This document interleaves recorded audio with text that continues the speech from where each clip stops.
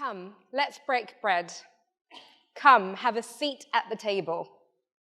Eating together is one of the most basic, fundamental social aspects of human life. Historically, breaking bread and that sharing of food would build community and trust. There are some key moments in our lives where we're bound together for a few hours, a few days, and sometimes a few weeks, with strangers and loved ones in the same space. This is usually at weddings. Weddings have a unique idea of being able to galvanize a whole range of people together for the purpose of bringing loved ones together. This is usually ended with a climatic ending of the feeding of guests. Now, irrespective of your social, your spiritual, your cultural traditions, one tradition remains the same at a wedding, and that is food. You have to feed your guests. Taking that concept, let's think more about how food can connect communities and what impact that this convivial eating has on us all. Much research concludes that social eating will enhance an individual's happiness, increase social bonding, and can provide emotional support. But even though we know what the impact of social eating does, here in the UK, we have a very solitary approach to eating, with over half of our midweek meals being eaten solo. When was the last time you shared your meal with someone?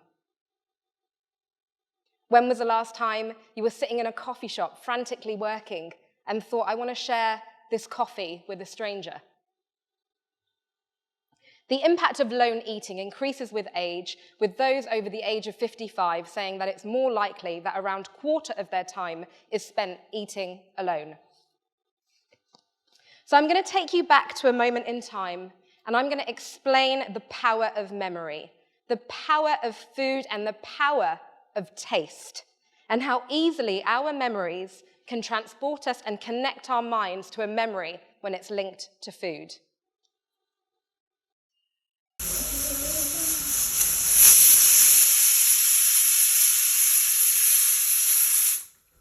So the sound of the pressure cooker for me will take me straight back to my mum's kitchen.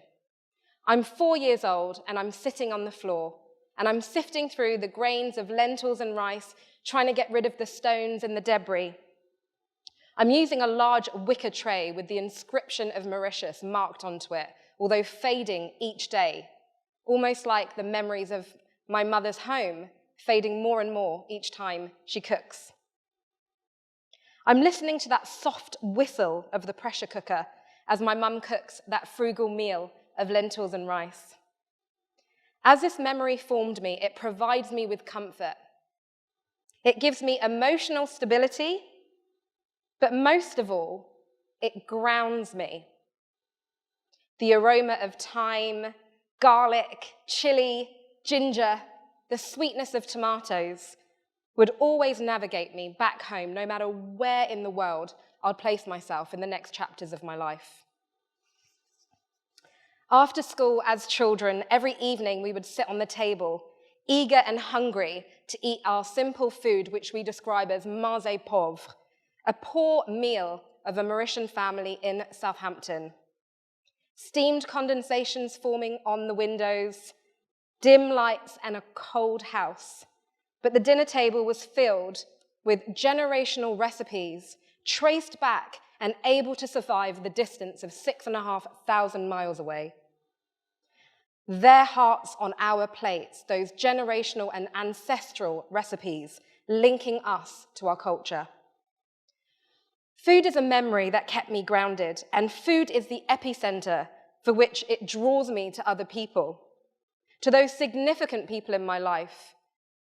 And because food was home and home was food, I used to navigate towards people based on the culture that they shared with food. In large groups, I would naturally migrate to my comfort zone, which was to go straight into the kitchen, find a dexy, which is a Mauritian saucepan big enough to feed a small village. The peeling of onions, the frying of spices, that perfect alchemy of flavors would bring comfort to lost souls. My friends and family were my happy guinea pig, happily devouring one plate at a time, of those nostalgic memories on a plate. Armed with what I felt would change the world, my generational recipes, my heritage, passed down from my mum, my dad, my grandparents, I decided to change my career and enter MasterChef. I took this change in career because I wanted to change the way people saw different cultures and the way that people perceived the world. And I won MasterChef with carefully constructed memories on a plate. Now, my final 3 dishes were moments in time, and these dishes won me the title of MasterChef because they were based on memories, they were based on nostalgia, and they were based around love.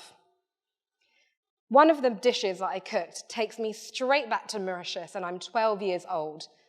We're sitting in a marquee, in a sweltering hot marquee, at the wedding of a cousin.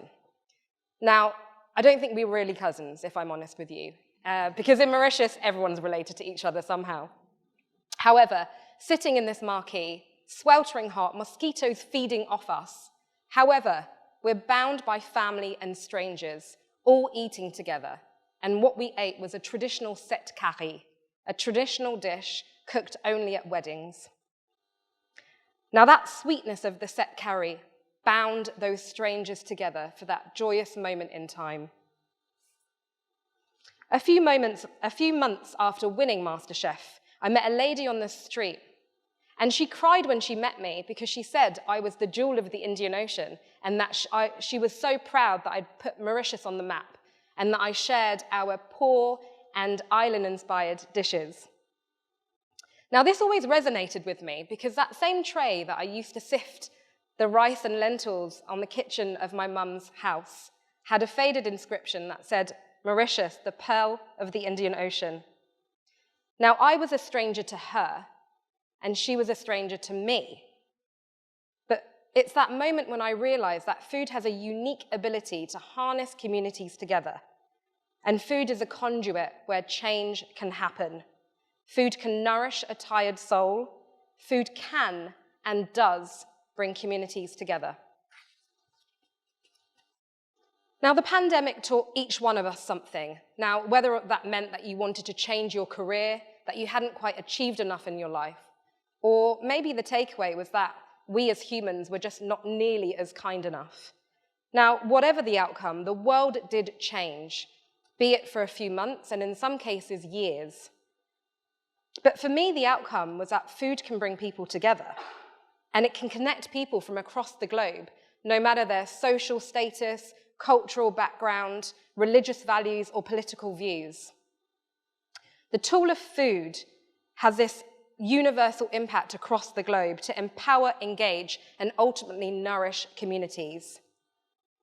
So during the pandemic, my small team at the restaurant decided to feed the city. We wanted to make sure that we could share our love with a tired group of people, from key workers to the elderly, to the vulnerable, to the homeless. We prepared these meals with love. And when we went out to deliver these meals, people communicated with us. And some people even cried unto us. And I don't think that would have happened if it wasn't for us bringing food made out of love. That power of finding truth in people can't be expressed any other way without sharing food around a table. Sharing recipes and changing the way people cook is a privilege and an opportunity that I never thought possible.